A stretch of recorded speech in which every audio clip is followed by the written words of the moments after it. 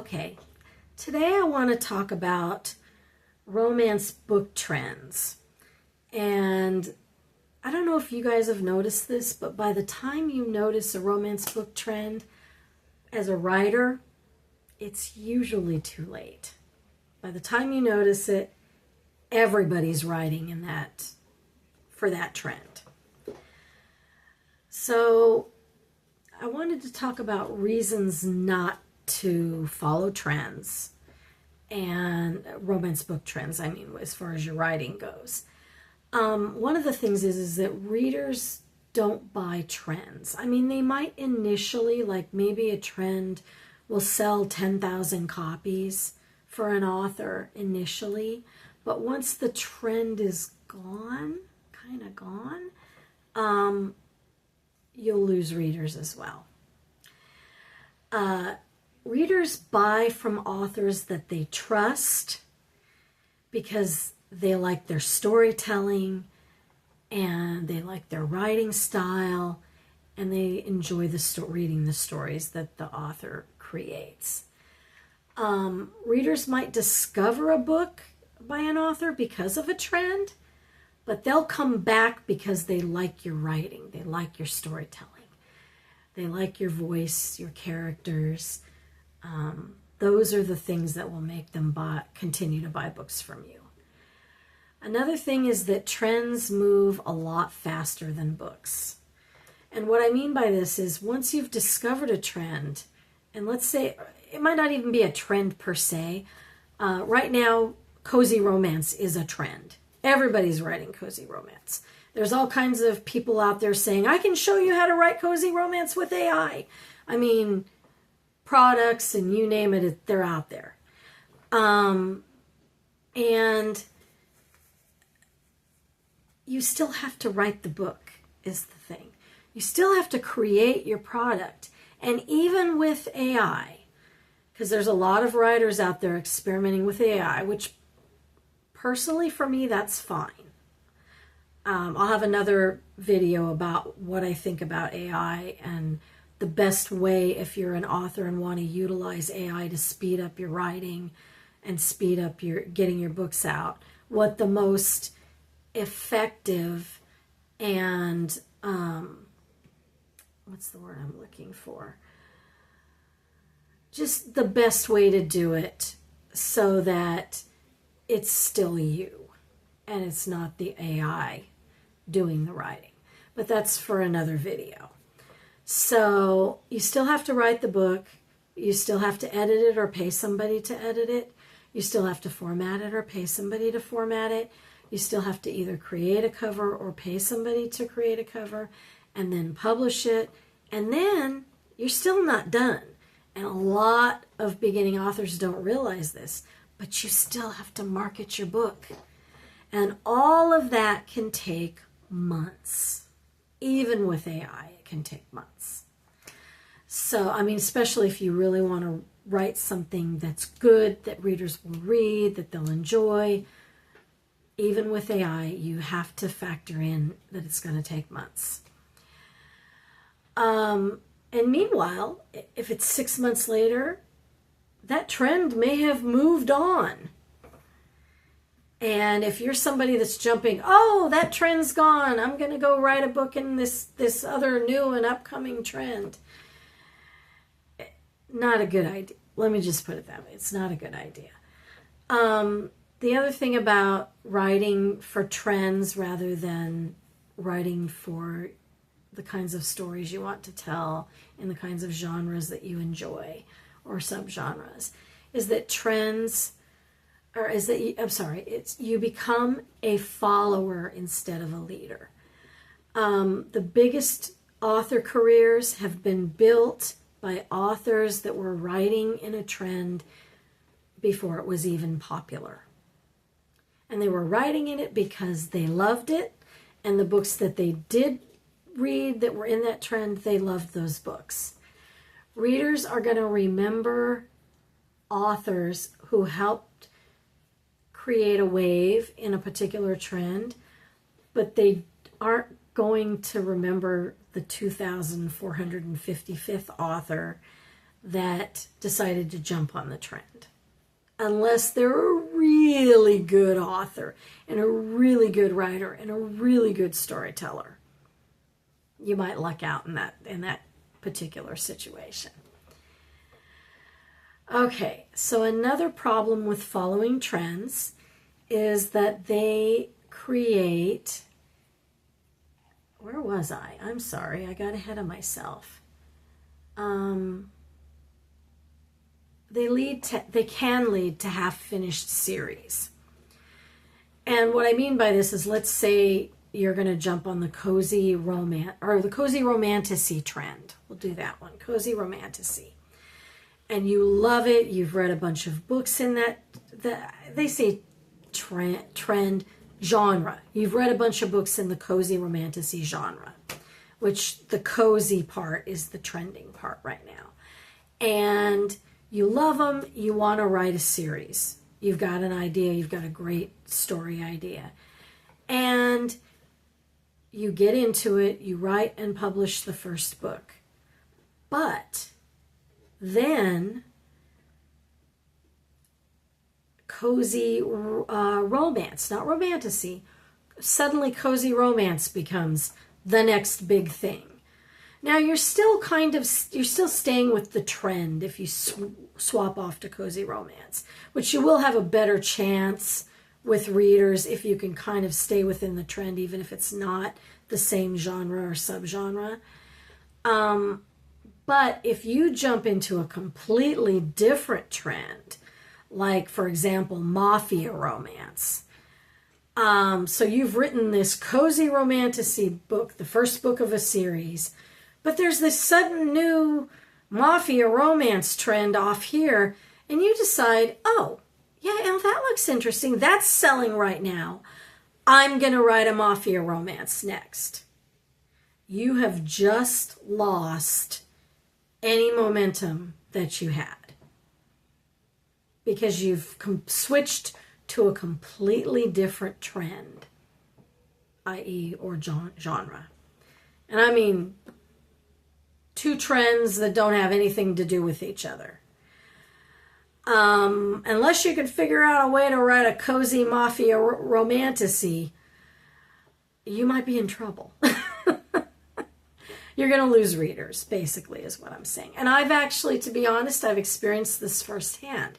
Because when I first started my writing career, I wrote, my very first romance book was a science fiction romance novel. And I wrote the first book, and I wrote a holiday novella. And then I didn't write anything else. And then I jumped from that to Native American romantic suspense.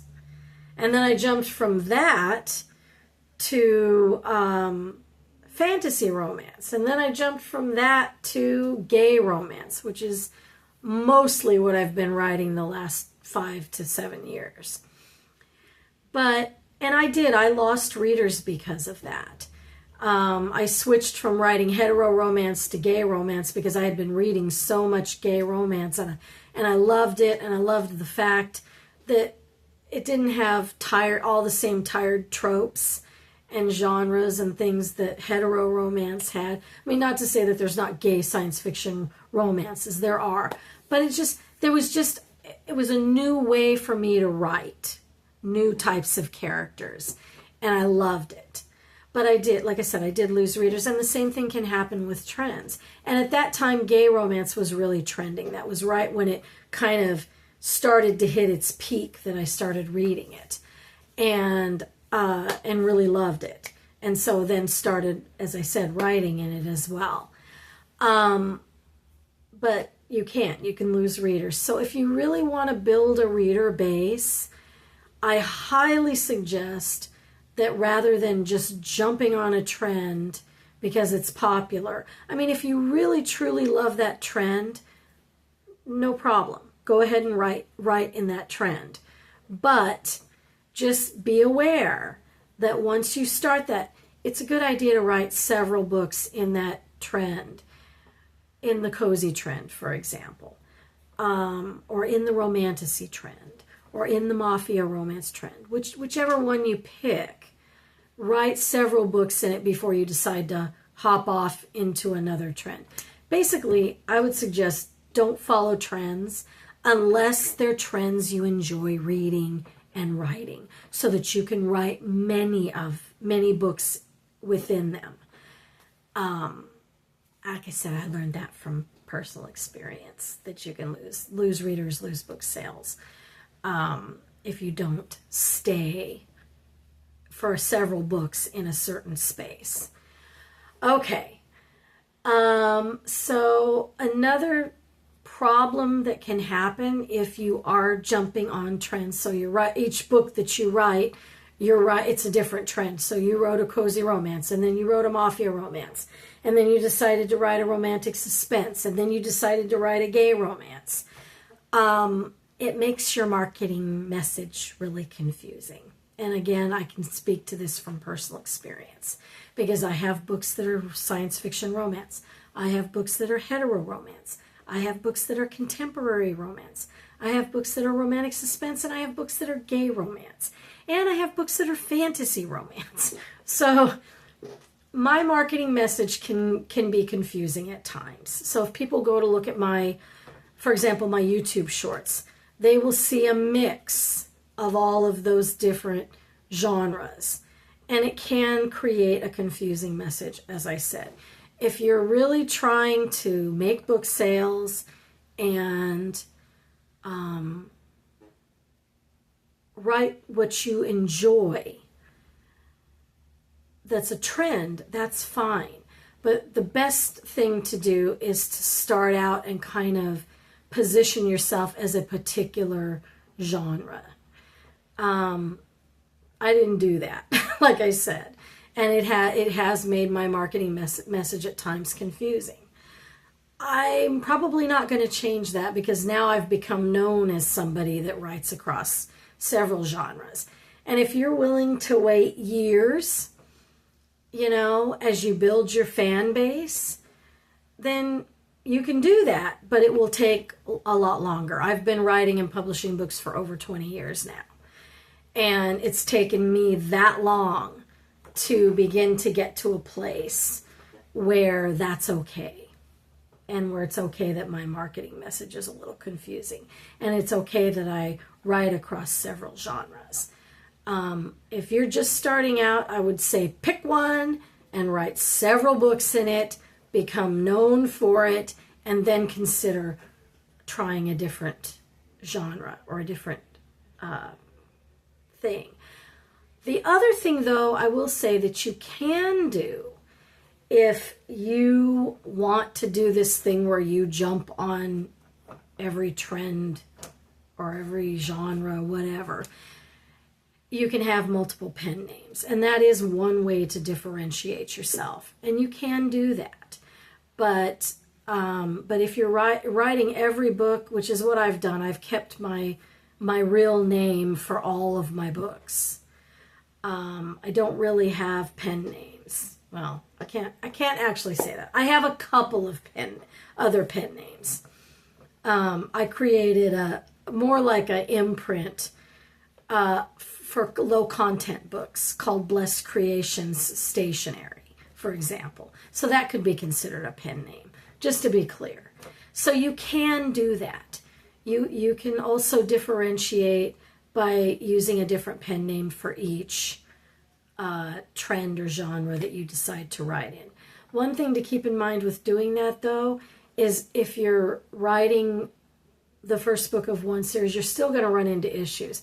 Because if you jump off and you start writing under another pen name, there's going to be a period of time that you're not writing with the first pen name, and you're going to lose people because they've got the first book, but they don't have the second and the third book or the fourth book or whichever. And they're like, well, I'm going to go read somebody else. I'm going to go buy somebody else's books. So that's something to keep in mind as well, even if you write under different pen names. Another thing that can happen, I don't necessarily agree with this, is that burnout can happen faster if you're jumping from trend to trend. So, especially if you're only doing it to make money. If you're only writing to make money and you're not writing because you really love it and enjoy it, yeah, that's going to be an issue. You're going to burn out really fast. You're going to burn out faster if that's the only reason you're doing it. If you want to be an author that actually can make a living from your writing and you're in it for the long haul, then you're going to have to enjoy the process of writing. And this is true even if you're using AI to write your book. Because you're still going to have to read everything. You're still going to have to rewrite sections. You're still going to have to make sure it's in your writing style. Again, I'll go into that in another video, how to do that. But how to do it effectively. But yeah, you're going to burn out really fast if you're doing it for money. However, if you love to write and you enjoy the process and you are writing regularly, you're making money from your books, you're regularly publishing, it's fine. As I think it's okay to switch genres as long as you do it in a way that you don't make your readers wait too long for the next book.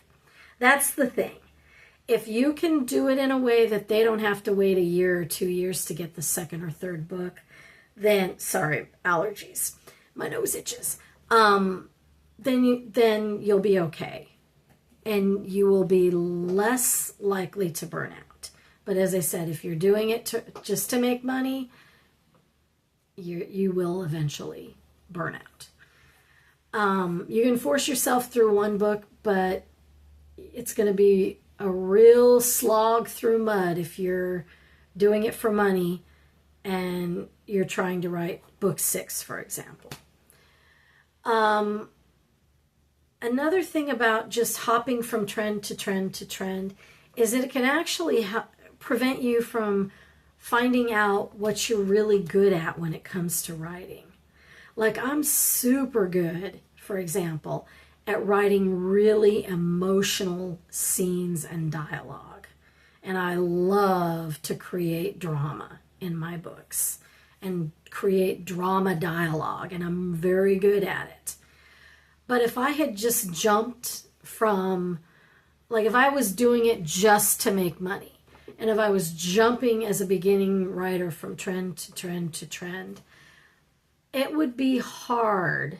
It'd be difficult to figure out what I was good at when it comes to writing. What part of storytelling I was good at is what I'm trying to say. It's like an artist when you pick a particular art style.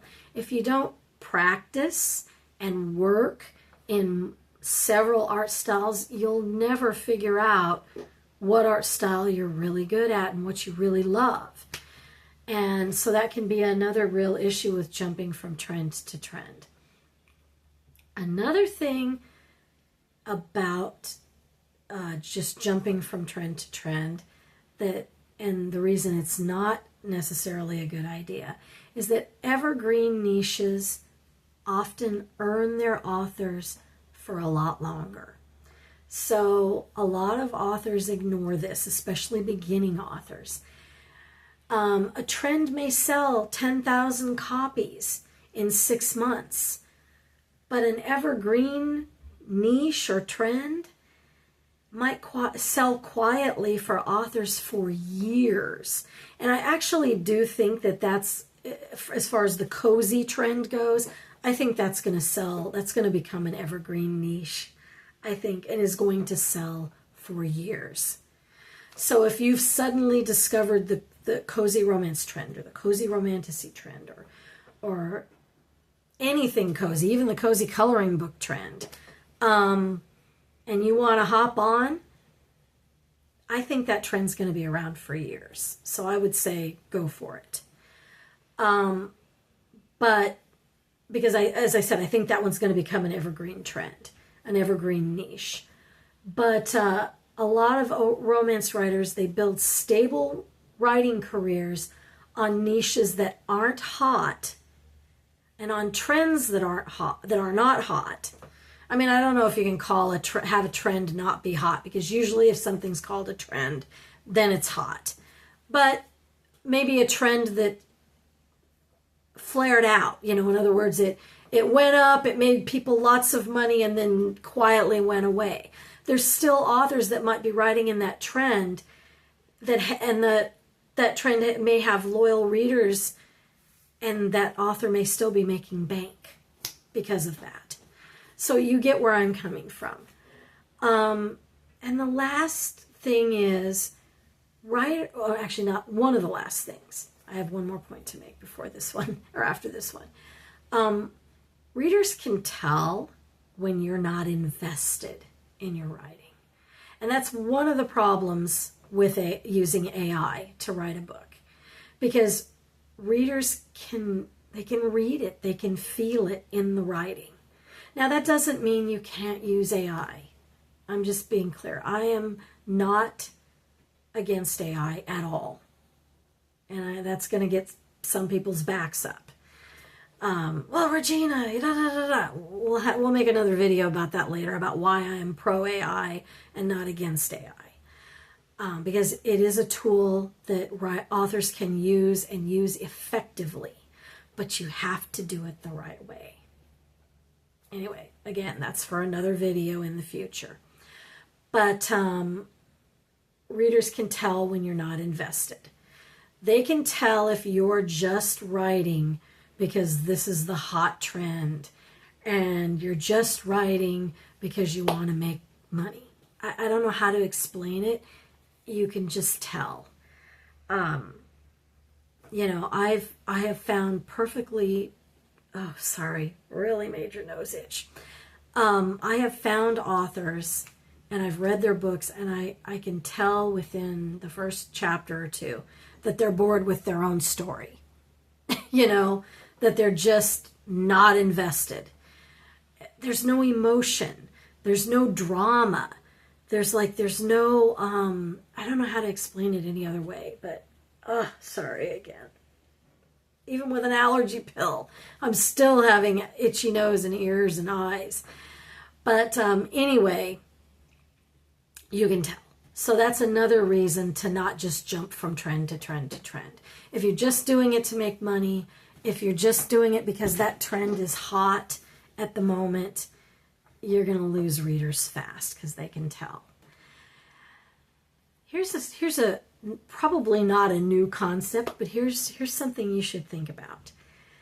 The real trend is good storytelling. That's the trend if you're a beginning writer, or even if you've written several books. Maybe you've written 1 or 2 books and you're still kind of learning the ropes.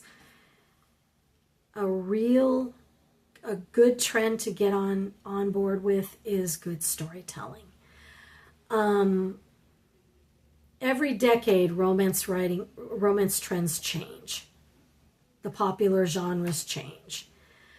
But what doesn't change, the one thing that does not change, is writing characters that readers and that you care about.